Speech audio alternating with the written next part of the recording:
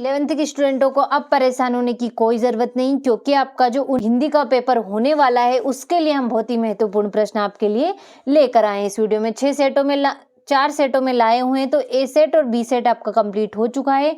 इस वीडियो में आपको आपका सी सेट बताने वाली हूँ, तो इसे जल्दी से देखिएगा और कंप्लीट करिएगा। तो देखिए हमारा पहला प्रश्न है, तो देखिए हिंदी साहित्य का स्वर्ण युग कहलाता है तो भक्ति काल, और चन्नमल्लिकार्जुन का अर्थ है तो शिव, और प्रेमचंद का प्रसिद्ध उपन्यास है तो गबन होगा, और शास्त्रीय कलाओं का मूलाधार है तो इसका होगा आपका लोक कला, और भारत में छपने वाला पहला अखबार है तो इसका होगा आपका बंगाल गजट, और रचना के अनुसार वाक्य के भेद होते हैं तो 3 भेद होते हैं। तो देखिए इस तरीके से आपका पहला प्रश्न कंप्लीट हुआ। अब देखते हैं हमारा दूसरा प्रश्न, जो कि है रिक्त स्थानों की पूर्ति कीजिए। राजनीतिक जनता के बड़े बड़े सपने दिखाते हैं, और गीत फरोश कविता के रचयिता भवानी प्रसाद मिश्र हैं। अगला है हमारा, जामुन के पेड़ की नीचे दबे आदमी की फाइल भी पूर्ण हो चुकी थी, और मध्य प्रदेश में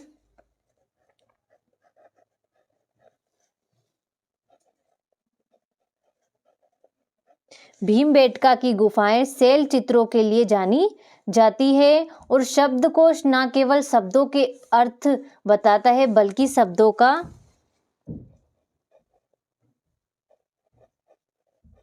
खजाना होता है। और अगला आपका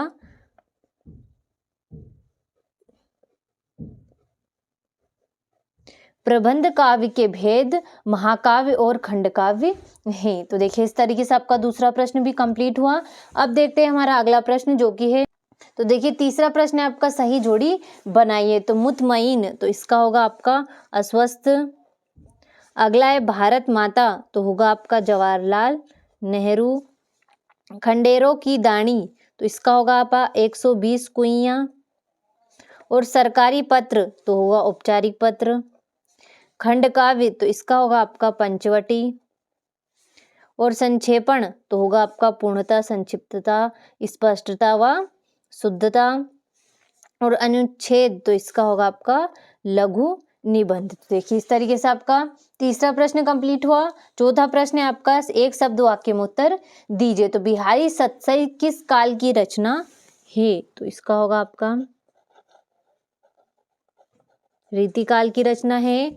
और मियां नसरुद्दीन कितने किस्म की रोटियां पकाने के लिए मशहूर थे? तो 56 तरह की। और धूप को कौतिक करने वाले लोकगीत भारत के किस प्रांत के हैं? तो पंजाब में। अगला है हमारा, कंपनी उम्मीदवार को किसके आधार पर चुनती है? तो इसका होगा आपका स्ववृत्त के आधार पर चुनती है। अगला है, 10वां रस किसे माना गया है? तो 10वां रस वात्सल्य रस को माना गया है। और रोला छंद में यति कहाँ होती है? तो कहाँ होती है? 11 और 13 मात्राओं पर होती है। और युग्म का अर्थ क्या है? तो युग्म का अर्थ होगा आपका जोड़ा। देखिए इस तरीके से आपका चौथा प्रश्न कंप्लीट हुआ। अब देखते हैं हमारा पांचवा प्रश्न, जो कि है सत्य सत्य लिखिए। तो पथेरे पांचाली की शूटिंग करने के लिए बिल्कुल नया व सुसज्जित घर मिला, तो ये आपका असत्य होगा।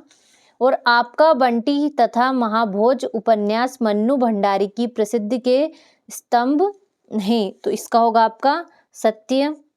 और बेबी के कुल 2 बच्चे थे, तो असत्य होगा। और फ्लैशबैक वह तकनीक है जिसमें भविष्य में होने वाली घटना को दिखाया जाता है, तो इसका आपका असत्य होगा।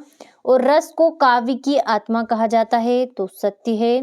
और ही तो भी तक आदि निपात शब्द है, तो इसका सत्य होगा। तो देखिए 5वां प्रश्न भी आपका कंप्लीट हुआ। अगला प्रश्न है, आप देखिए, प्रगतिवादी कविता की कोई 2 विशेषताएं लिखिए। यदि चंपा पढ़ी लिखी होती तो कवि से कैसे बात करती। इस तरीके से इन प्रश्नों को आप अच्छे से देखिएगा और स्क्रीनशॉट लेकर कंप्लीट करिए। ये हो गया आपका 14वां, 15वां हो गया, 16वां हो गया, 17वां, 18वां, 19वां। तो देखिए इस तरीके से पूरा आपका 20वां प्रश्न है।